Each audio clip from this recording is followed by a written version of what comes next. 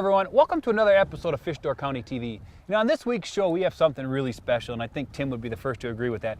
We're actually not fishing this week, but we're doing something that may be a little bit more important. And we're going out with the DNR on their brand new research vessel, the Gorgonis, and we're going to watch how they stock the brown trout and the entire process for this spring stocking.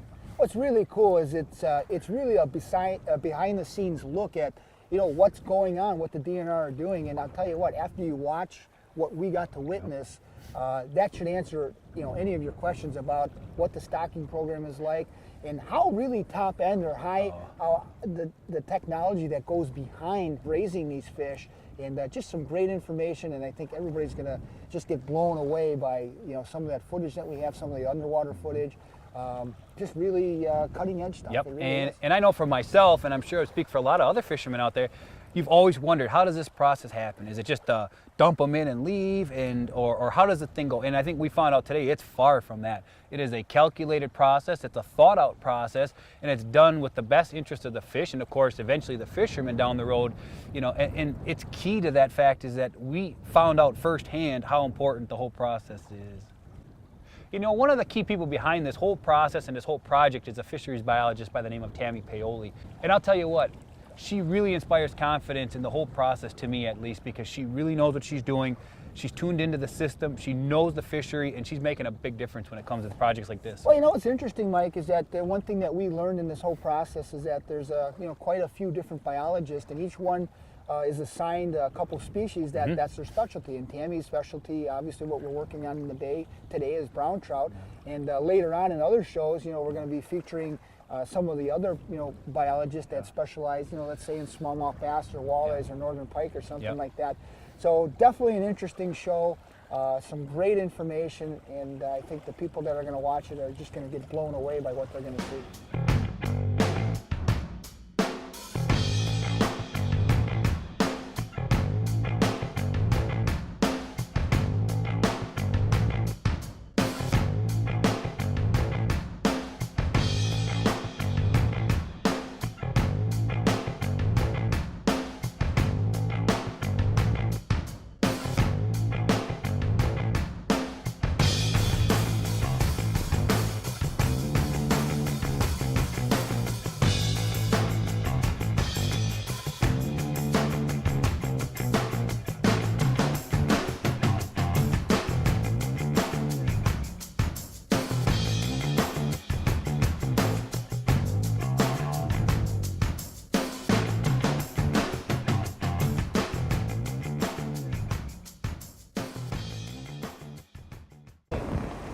So today we are offshore stocking some brown trout. These fish are coming from the Thunder River Rearing Facility in Crivets.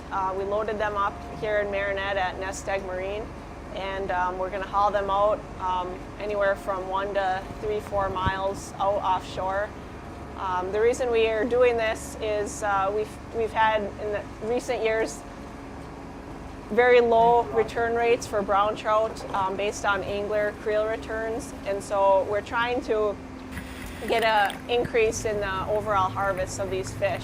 We feel that one of the main contributing factors to the fact that anglers haven't been catching many browns over the last 10 or so years is we end up stocking these fish around the spring of the year, and we've had a very good runs of native walleye coming up into these rivers that the brown trout are stocked. And so in an effort to try to overcome that perceived bottleneck of the fish in that first couple of months of their life, and get beyond that and stock the fish offshore and hope that this way they're away from the nearshore predators, be it walleyes, what have you, as well as getting them away from bird predators that we've often had an issue with during some of our stocking events. We were out last week one day out of the Sturgeon Bay area, so that was our very first time. So technically this is our second day on this boat with this new tank, using it to offshore stock fish. So this is a multi-functional research vessel, has capabilities of gill netting, trawling. Someday when we get the equipment, we can do some sonic fish counts. We also have this tank that we have on board the boat now, so we can use it as a fish vessel. So it's a multifunctional vessel that we're now able to use to offshore stock fish.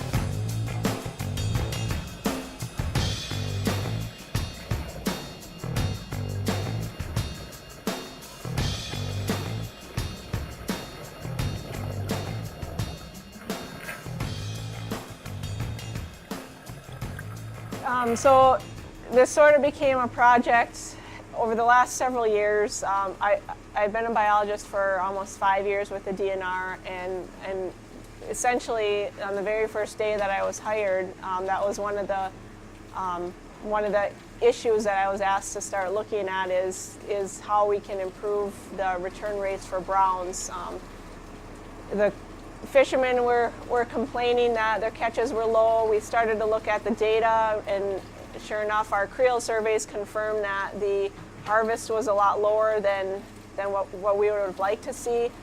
Typically, when we stock fish, seeing something like a 4 to 6% return rate is what we consider acceptable. What we're seeing for brown trout was around a 1% or less return rate. So obviously, this isn't a very good. It's not a very good return rate, and the bottom seemed to really drop out on this fishery right around the year 2000. Late 90s, early 2000 is when the harvest rates were higher up until then, and then right around then is when the bottom dropped out. And it's been staying at this consistently low levels of less than 1% return rate after that. So we knew there's a problem. We knew this problem was ongoing. It wasn't just a 1 or couple year blip that things were bad. It was certainly a long-term pattern that something needed to be done. One of the first things that we decided to do was to discontinue stocking fall fingerling browns. So in the past, we stocked a lot of fall fingerlings into the Bay waters, West Shore tributaries, and also on the Door County side into Green Bay.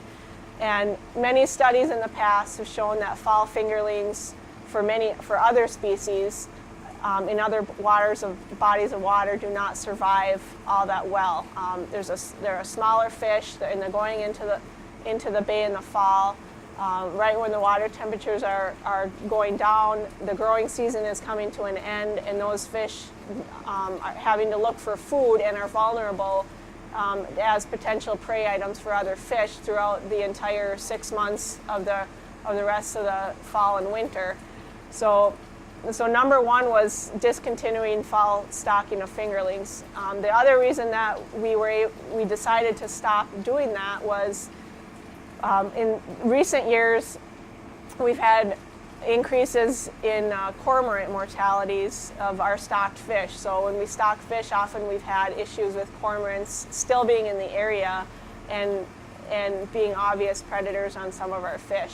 Number two was to change where we are. We either wanted to change where we're stocking our fish, or we wanted to change the timing, because as I mentioned earlier, we're stocking these yearling browns into the West Shore tributaries and rivers on this side, right on top of this growing walleye population run. So we were essentially, feeding these walleyes right in as we were stocking these fish. So something had to change, whether it be the timing, if we could delay our stocking events after the walleyes were gone into May or June, or second, if we could physically remove them from where the walleyes were concentrated. The timing option didn't turn out to be a feasible option because the hatcheries they're constantly shuffling different products, different species and strains of fish, so they don't have the capacity to hold these browns for another couple of months because they have to make way for other fish coming in. So that wasn't an option to delay it time-wise. So that led us to the spatially changing our location of where we're stocking the fish. So that's where it was decided that we would try stocking fish offshore instead. So while we still have to stock them in April and early May, at least now we can haul them out offshore, and hopefully they'll be more scattered around and not more as concentrated where a lot of these nearshore predators are. We're hoping that because these are yearling fish, they're bigger than the fall fingerling fish would be, and they're going into the bay right at the beginning of a growing season, they're going to start feeding quite early on. They're going to start gaining weight very quickly, and in very little time, they'll hopefully be beyond the size that they would be vulnerable to be eaten by something like a walleye.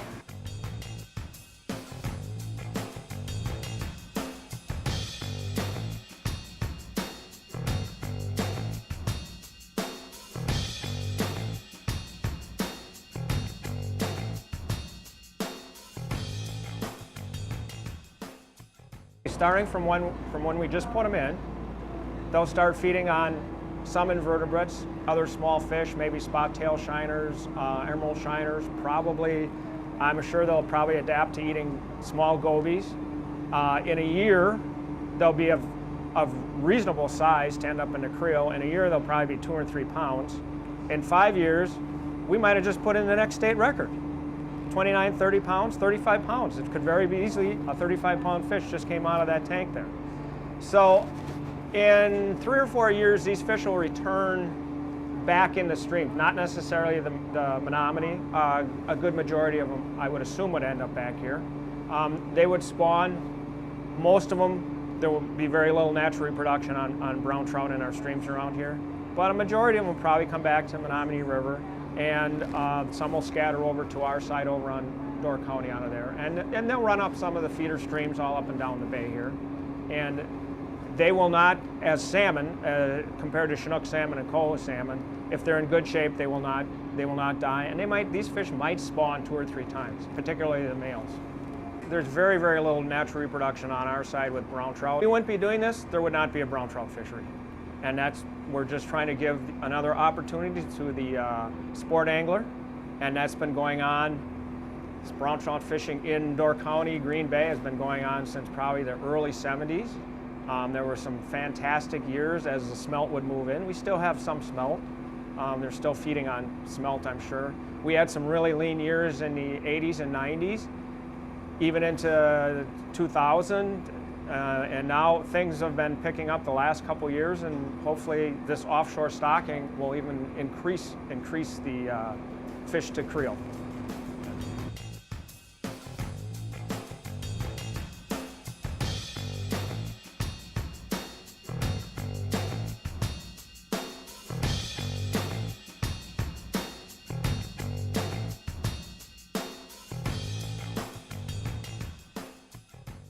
We've worked with the M&M Great Lakes Sport Fishing Club very closely on this project. They've been really instrumental in helping us along, in providing some input. They've been really the impetus for us to get this project moving. They've written us letters urging us to try something, whatever it may be, to try to revitalize this brown trout fishery. Well, our club has been actively with the brown trout fisheries for over 25 years, and it took quite a downturn in the late 90s, early 2000s with the decline of the brown trout fishery, especially being targeted by the increased walleye population in the bay. So as a club, we've been working with the DNR for about 8 years now on different methods to get the brown trout fishery back from basically zero. And the best and easiest way we could all come up with was offshore stocking. And today, it's the third year, and as a club, we just support the DNR in any way we can and working as a partnership. With this offshore stocking, it gets the fish offshore, away from these rivers where have predator filled, whether it be cormorants, fish-eating birds, walleyes, muskie, northerns. And because the fish hang around when they're planted for many days, the thinking is getting these offshore, they get dispersed out in deeper water, they don't get picked off by every predator waiting for them.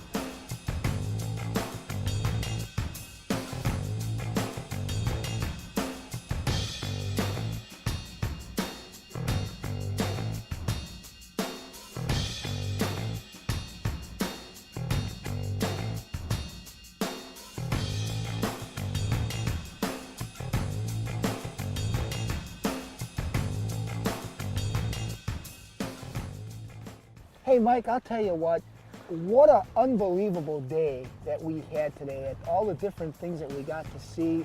You know, not only dealing with the people at the DNR, the captain of the boat, but just what a great day, and seeing how many more fish that we're going to provide for fishing. And it was a great example of the DNR at work with the Sportsman's Club, like we got a chance to talk to. And I'll tell you what, when you put those two unique groups together and they're working for one cause and one goal, I mean, we're going to see. We already saw this year, as we saw in the video, we already saw how it helped improve the brown trout fishery this past season. And I think down the road, we're going to continue to see improvements in the overall fishery and the health of the fishery because of efforts like this. Well, and it's really cool because the success rate, when you're stocking, you know, fish that are say 1 inch or 2 inches, as opposed to 8 to 10 inch fish like what we were stocking, and even some a little bit bigger, Yeah, that success rate with how they did it, where they did it, and you know, we didn't even see, you know, very, very little predation by other, you know, birds in that.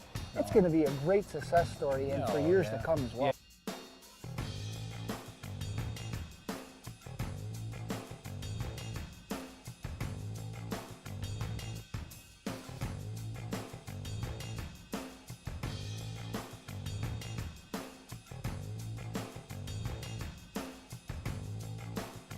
Well, I'll tell you what, guys, what do you think about the brown trout fishery we have in Door County?